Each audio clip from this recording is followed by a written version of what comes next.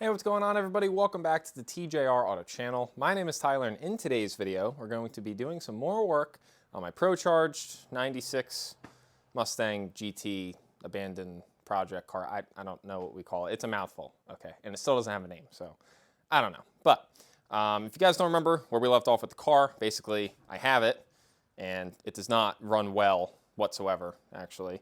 So first things first, before we start trying to put some runtime on it, the oil smells like straight gas. I think this thing was just dumping as much fuel as humanly possible from the bad MAF.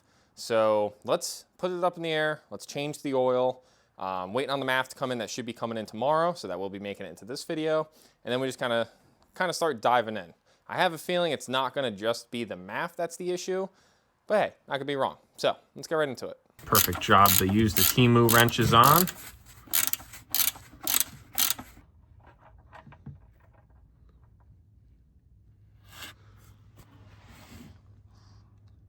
It's not great looking, but it's also not like horrible. Let me put the flashlight into the pan. See what we got. It smells like straight gasoline, but I don't see much glitter, if any. So motor-wise, we're probably fine. So I looked at some rough diagrams online. I have the fuel pressure regulator now on one of these red hoses, which also goes to whatever this little solenoid thingy is.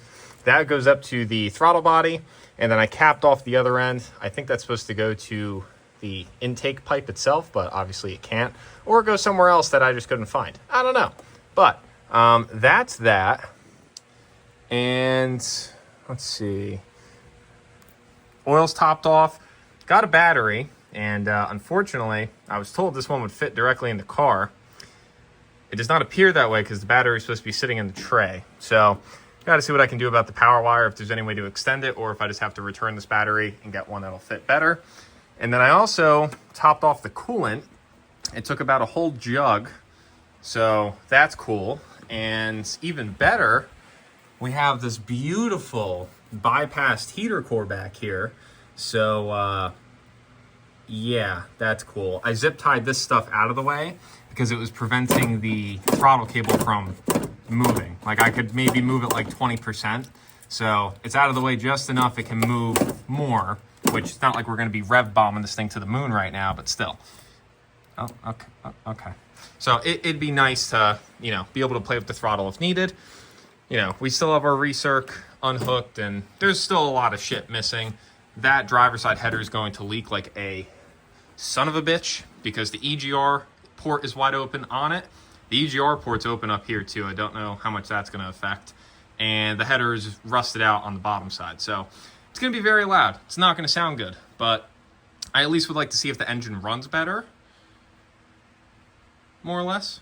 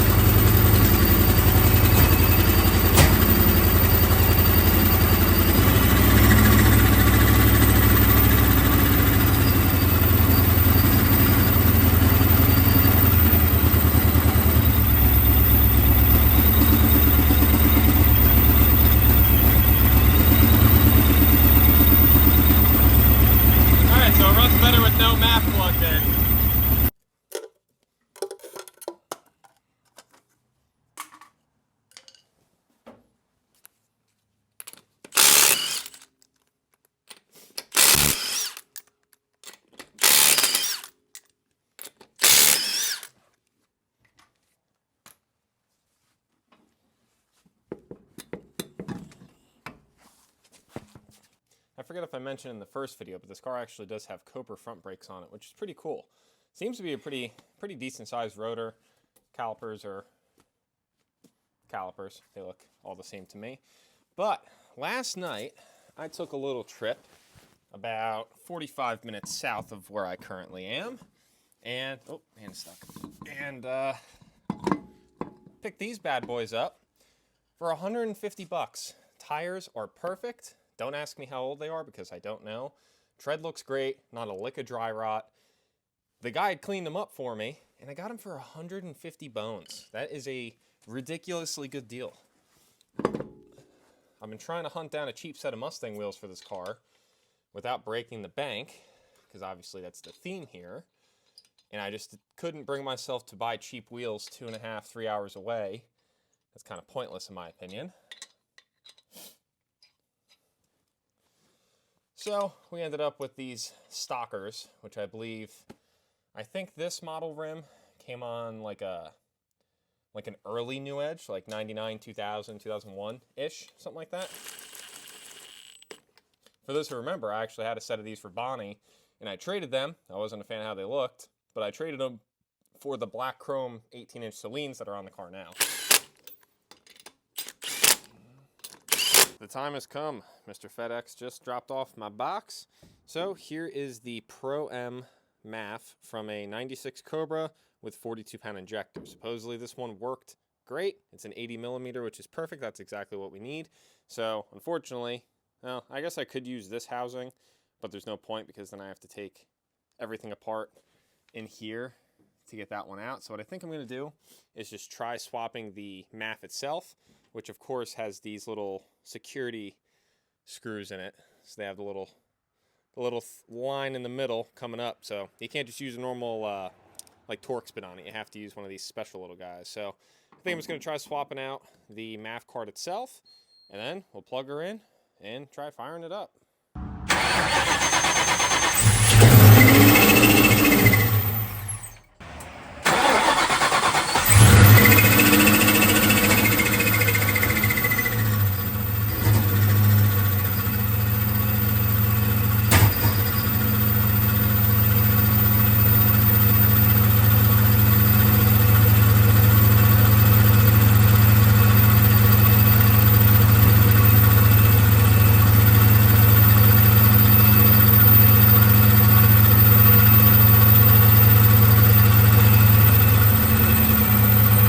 This is with the new mass airflow sensor unplugged.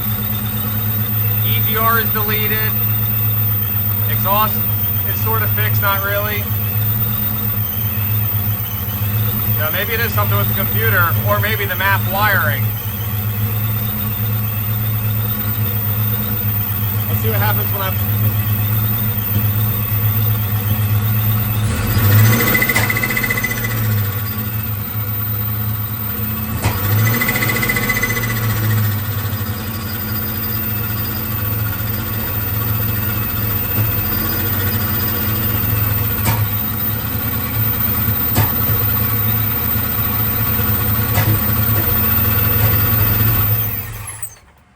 As soon as I plug the MAF in, it kills the car. Interesting. So since this car still runs like absolute hammered shit with the new MAF in it, I'm going to take a bet and say the problem most likely is not the MAF sensor. I would find it very hard to believe that two aftermarket 42-pound injector MAFs are just bad. Like that's a little, it's possible, but it's a little suspicious to me. So what we're going to do is try to take a look at the computer and see what this chip situation is. I'm wondering if we can remove the chip maybe and run it as like a stock 4.6 ECU with the 42-pound MAF, because technically the only time that you really should be running one of these like 42-pound MAFs is if you have a stock computer with like no tune. So supposedly this car is tuned, but it doesn't really seem like it. It runs absolutely horrible. I can guarantee you if I disconnected or did anything different, you know, with like the charge piping or anything like that, it probably still would run horribly. You know, it seems like it's a bit beyond that. So back in here, well, I really should have cleaned this thing out today. Back up here is our computer. And I do see a piece of duct tape on it, which I bet is holding in our chip. Yes, there is something there. So I gotta figure out how to get this thing out. Oh yeah, there's our chip. Alrighty, so, I don't know if you guys can see that. But here we have this little box on the end of the computer, which is the chip location. If you were to put a chip on one of these cars, that is where you'd put it. And it looks like they just have duct tape holding it in, which is sketchy to me because the one video I watched online about like how the chips are put into these, they had like a fancy, like nice sticker that came with it from that brand. So who knows? Oh.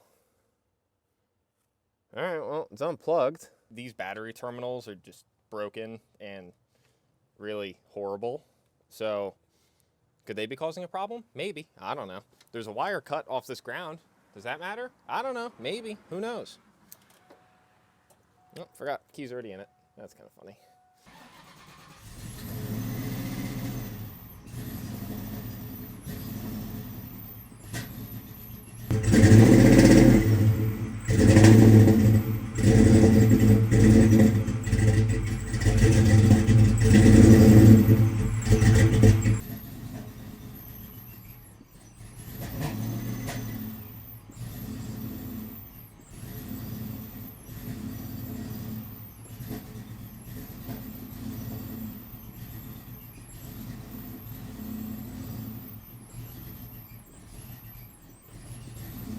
All right, so I was basically pedaling that to keep it alive for a while, and then I let off and it was kind of keeping itself going.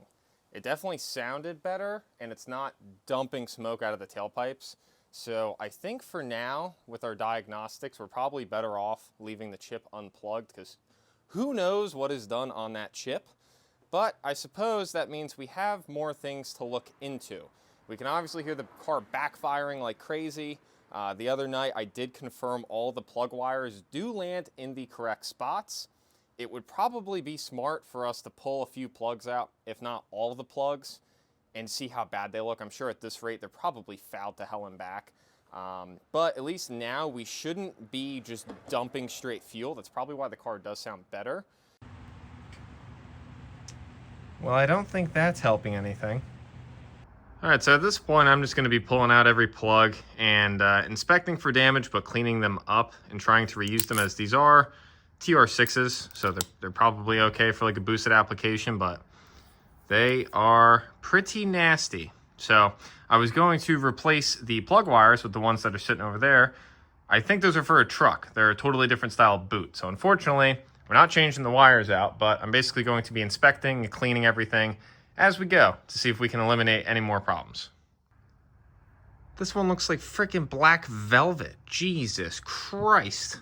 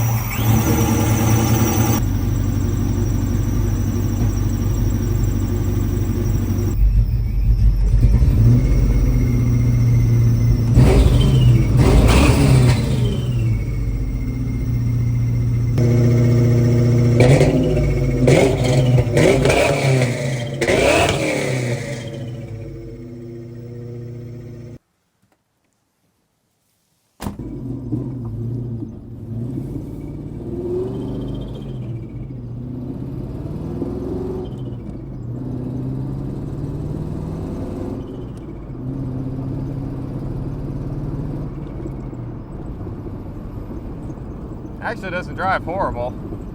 Not gonna say it drives great.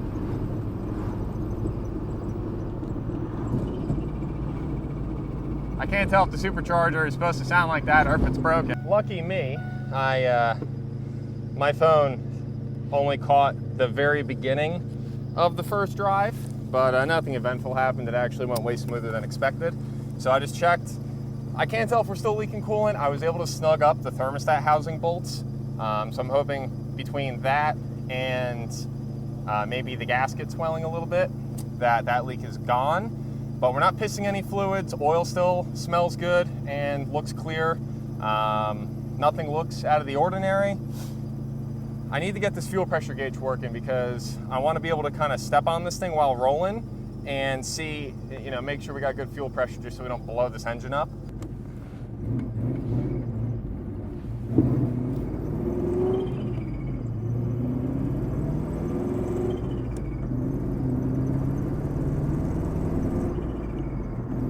Sounds like turbo flutter.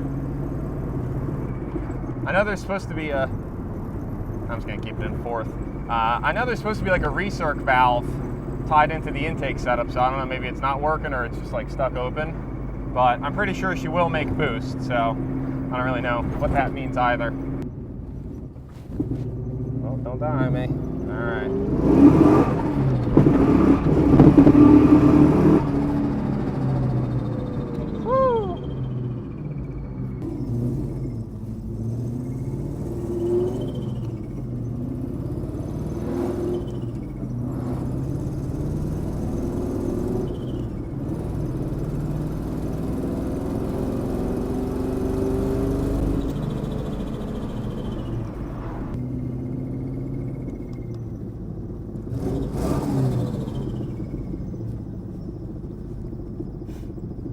Scared to try a donut, but I kind of want to. What's the worst that happens? It breaks, right?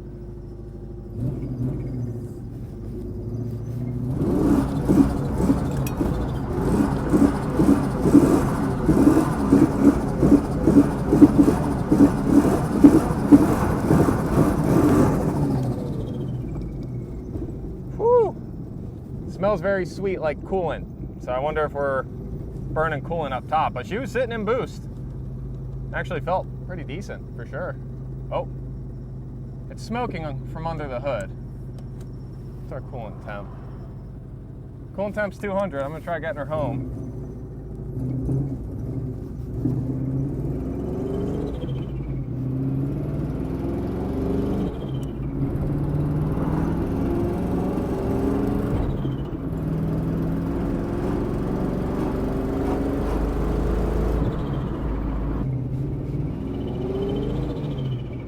Try to do a second gear, wide open throttle pull. I'm going to roll into it.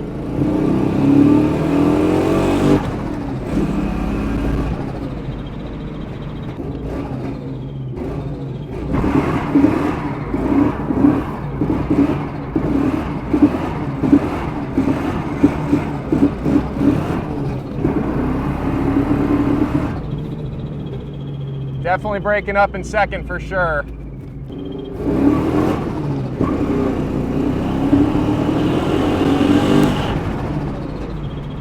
Oh, hot mama! She cleaned up real good up top. Out of nowhere, felt that power. I think I hit limit or whatever that is.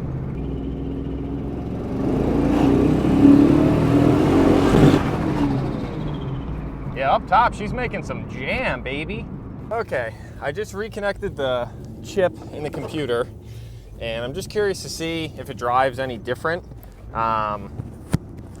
Its behavior with the throttle is certainly different. It kind of just jumps up to like 2 grand and acts a little weird. So I just want to go for a quick rip around the neighborhood with the tune and see how the car feels. I'm curious to see if like our breaking up issue is still there or if it disappears. Maybe it's worse. Who knows? It idles better with the tune, but it's obviously still not right. I mean, you can hear it and see it. Kind of just sitting there going up and down a little bit. So now we'll see if it really breaks. Oh my God.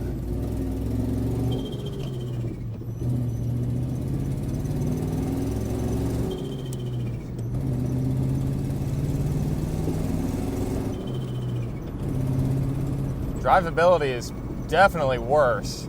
Feels harder to drive with it like this.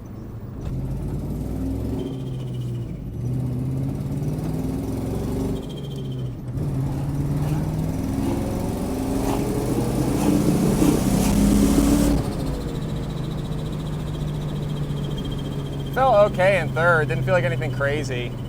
It's hard to tell if it's breaking up or... I definitely hear the exhaust leak is back, so I guess my really horrible repair didn't last. That sucks. Kind of just sounds like it's open header at this point.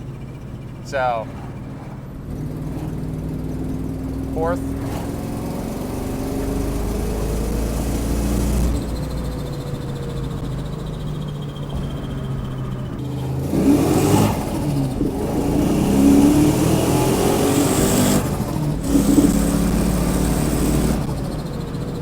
Breaking up hard in third.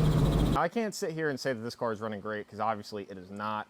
I would like to at least think it's like a little bit better than when I got it, so I'll take that as a plus. But I figure she's put a couple miles under her belt. I think she's ready for a bath. So let's get this thing cleaned up and see how bad it really looks when it's not dirty. I know it's going to still be very dull since we're missing a lot of clear coat. But I figure without the dirt, it should definitely look a little bit better. And I still need to hit the interior with a quick clean as well.